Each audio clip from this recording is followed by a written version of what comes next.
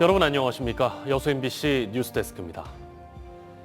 남부지방의 이례적인 가을 가뭄이 지속되면서 농작물 피해가 극심합니다.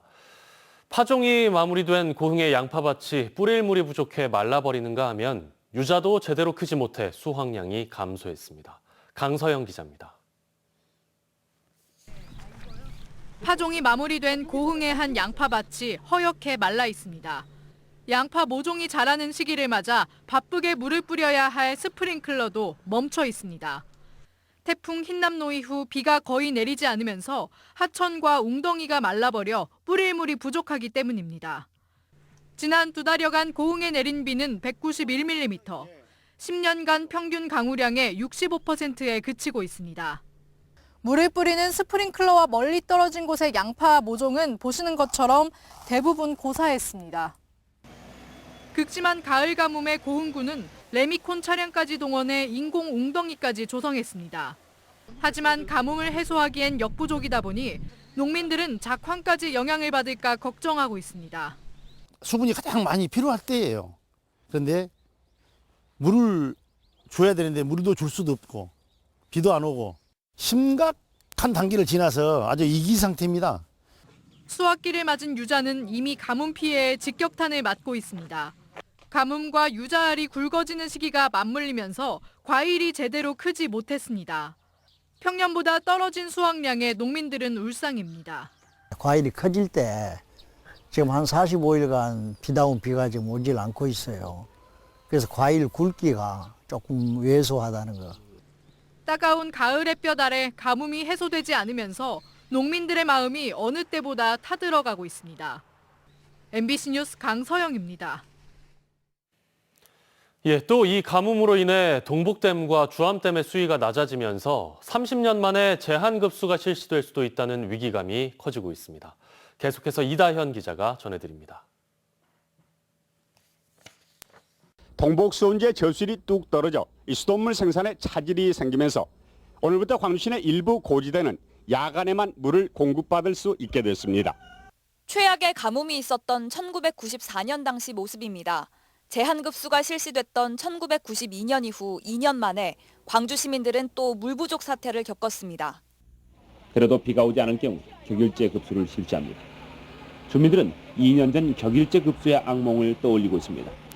시는 물절약 실천 수칙을 방송으로 알렸고 시민들도 저마다 변기에 벽돌을 넣어두는 등 행동에 나섰지만 상황은 쉽게 나아지지 않았습니다.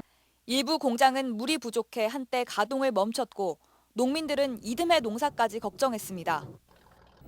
안 나오네. 주민들의 식수로 인한 고통이 늘어나고 있습니다. 다시 발등에 불이 떨어졌습니다. 이대로 비가 내리지 않을 경우 동복댐은 내년 3월, 주암댐은 내년 5월에 바닥을 보입니다. 광주시는 물 낭비를 막기 위한 조치에 들어갔습니다. 8년 이상 된 노후 수도 계량기를 제때 교체하고 수도관에서 불필요하게 새어나가 땅으로 스며드는 물이 없도록 단속에 나섰습니다. 누수 부분만 공사를 빨리 하게끔 신속 정확하게. 한 달에 10,000톤 이상 물을 쓰는 사업장들은 공정에서 한 번 쓰였던 물을 재활용하는 등 사용량을 줄이고 있습니다. 상수도 100톤가량을 절감을 하고 있고요. 유사한 공정으로 확대 전개를 해서 내년에는 약 150톤 이상을 절감할 계획입니다. 하지만 광주에서 소비되는 물 가운데 대부분은 가정에서 쓰이고 있습니다. 당국은 아파트 계량기 수압 조절이나 빨래 횟수 줄이기 등 생활 속 실천도 뒤따라야 한다고 강조합니다. 우리 시 가정용 사용량은 전체 사용량의 68%나 됩니다. 시민분들의 20% 이상은 물 전략이 필요한 상황입니다. 30여 년 전 시민들이 겪었던 제한급수의 불편이 되풀이될까 우려됩니다. MBC 뉴스 이다현입니다. 여순 사건 당시 희생된 204명이 진상규명 실무위원회 심의를 통과했습니다. 실무위원회는 오늘 3차 회의를 열어 희생자 204명에 대한 심사를 진행했는데요. 개인별 심사 의견서를 작성한 뒤 중앙위원회에 심의 의결을 요청할 계획이라고 밝혔습니다. 이번에 심의를 통과한 희생자 가운데 95명은 과거사 정리위원회에서 이미 진실규명을 받았고 46명은 군법회의 판결문 등 증명자료가 남아 있습니다. 한편 어제까지 여순 사건 피해 신고는 3,823건이 접수됐습니다. 여수시의회 송하진 의원이 항만공사의 여수산단 공용부두 일반 운영사 선정 계획에 대해 의혹을 제기했습니다. 송 의원은 제225회 정례회 10분 발언을 통해 여수광양 항만공사가 최근 대다수 화주사와 하역사들이 반대하는데도 석유화학부두와 중흥부두, 제2중흥부두, 낙포부두 등 4개 부두에 대한 전용 운영사 선정 방침을 고수하고 있는 데 대해 특정 업체를 염두에 두고 있는 것 아니냐고 주장했습니다. 또 국가가 항만공사의 부두의 운영관리를 위임한 것은 공공재로서의 가치를 지키기 위한 것인데 운영권을 통째로 민간에 넘기면 공공성이 제대로 지켜지겠느냐고 따져 물었습니다. 전라남도가 최근 갯벌 세계유산 보전본부에 이어 국가해양정원 사업 유치를 추진 중이라는 소식 전해드렸는데요. 북유럽의 북해에 연한 와덴해를 그 모델로 삼은 순천시가 이 지역을 직접 찾아가 갯벌 보전과 관리 실태를 살펴보고 있습니다. 독일과 네덜란드 현지에서 최우식 기자가 취재했습니다. 독일 서북부의 랑어郡인구 1,800명의 작은 섬이지만 연간 25만 명의 관광객이 찾는 독일에서도 가장 부유한 마을 중에 하나입니다. 주 수입원의 대부분은 갯벌 생태 관광입니다. 때문에 이 섬에는 자동차가 한 대도 없고 마차나 자전거, 전동 카트만 있을 뿐 항구에서 시가지까지는 배 시간에 맞춰 무료 관광 열차가 다닙니다. 갯벌 복원과 탄소 제로 실천으로 1년 내내 관광객이 줄을 잇는 활기찬 섬입니다. The best way to live is if all the people protect their own nature. We have to protect it, and so hands on and go together that we can live there. 네덜란드 북부의 텍셀은 섬 대부분이 자연보호구역이자 국립공원으로 네덜란드에서는 가장 큰 섬입니다. 역시 갯벌을 기반으로 생태 관광 산업이 주된 수입원입니다. 이곳 텍셀과 랑어역 같은 50여 개의 섬들이 와덴해를 병품처럼 감싸 안아 말 그대로 갯벌 정원을 만들어내고 있습니다. 와덴해 갯벌은 덴마크와 독일, 네덜란드 3개국이 공동 관리하고 있고 갯벌로는 세계 최초로 세계 자연유산에 등재된 최고의 갯벌 관광지입니다. The guiding principle is to achieve as far as possible a natural and sustainable ecosystem in which natural processes proceed. And so to achieve a natural and sustainable ecosystem. So ecology is on top. 전라남도와 순천시는 이 같은 갯벌 관리 체계와 역간척의 노력, 생태 관광의 모델을 연계해 국가해양정원 조성을 추진할 계획입니다. 역간척 문제도 단순하게 접근해서는 안 될 것 같습니다. 우리가 과연 이 노하우를 가져다가 우리에 적용했을 때 향후에 있을 여러 가지 문제들을 미리 참 짚어보는 게 굉장히 중요할 것 같습니다.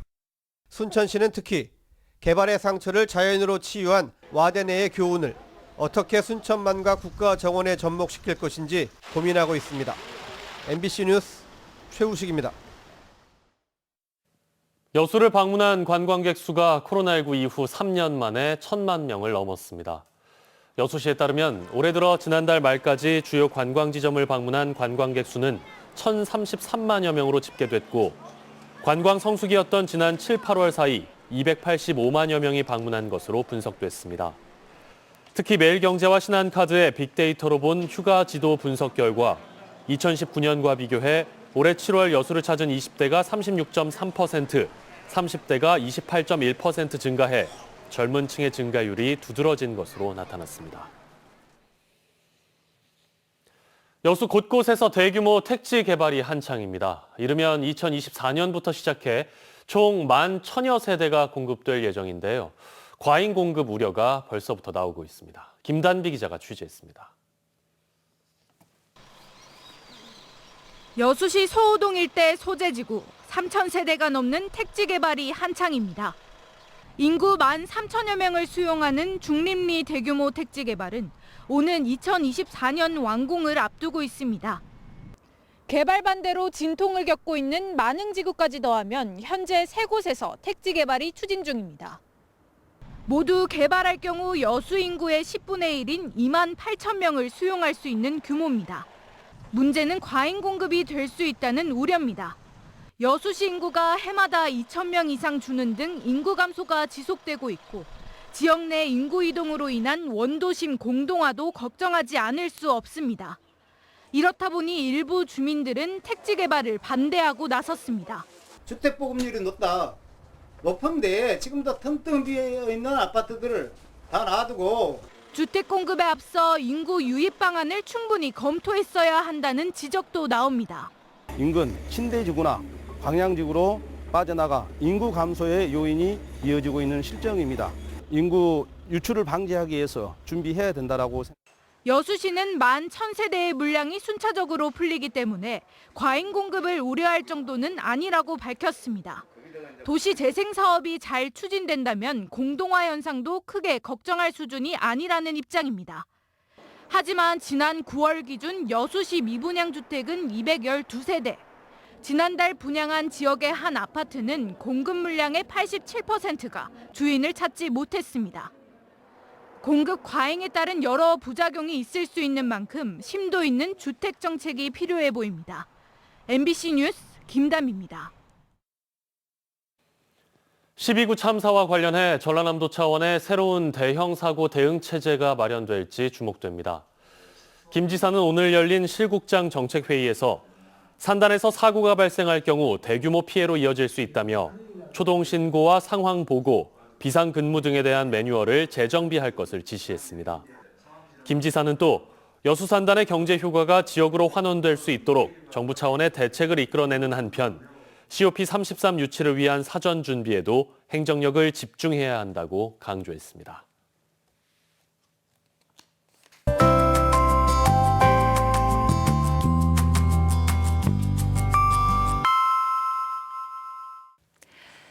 날씨와 생활정보 정리해드리는 생활포커스입니다. 순천시의 수돗물이 깨끗하고 안전하게 관리 공급되고 있음을 국제적으로 다시 한번 인정받았습니다. 순천시는 지난 2020년 전남 최초로 국제표준기구 인증을 획득했는데요. 최근 식품안전경영시스템 국제인증을 제공인 받게 된 겁니다. 광양시에서는 앞으로 인도에 주차하는 것 조심하셔야겠습니다. 다음 달부터 광양시는 인도를 불법 주정차 절대 금지 구역으로 지정하고 단속에 나섭니다. 특히 안전신문고 주민신고제를 통해서 단속 공무원의 현장 방문 없이도 과태료가 부과되기 때문에 주의하셔야겠습니다. 프로야구 기아 타이거즈가 외국인 타자 소크라테스와 계약금 30만, 연봉 50만, 옵션 30만 등 총액 110만 달러에 재계약했습니다. 올 시즌 KBO 리그에 데뷔한 소크라테스는 타율 3할 1푼 1리, 17홈런, 77타점을 기록하며 팀 공격과 수비의 핵심 역할을 했습니다. 오늘도 종일 맑은 늦가을 날씨가 이어졌습니다. 이번 주 내내 큰 일교차에만 대비 잘 하시면 되겠는데요. 내일은 아주 오랜만에 구름 많고 흐린 날씨 보이겠습니다. 자세한 지역별 기온 보시면 아침 기온은 여수 12도, 광양 9도, 순천 8도로 오늘보다 조금 높게 출발하고요. 낮 기온은 여수 20도, 순천 21도로 오늘과 비슷하겠습니다. 해상에는 먼바다를 중심으로 흐리고 비가 오는 곳도 있겠습니다. 물결은 앞바다에서 0.5m, 먼바다에서는 최고 1.5m로 일겠습니다. 내일 여수의 만조 시간은 오전 10시 3분, 간조 시간은 새벽 3시 30분입니다. 지금까지 생활포커스 송유라였습니다.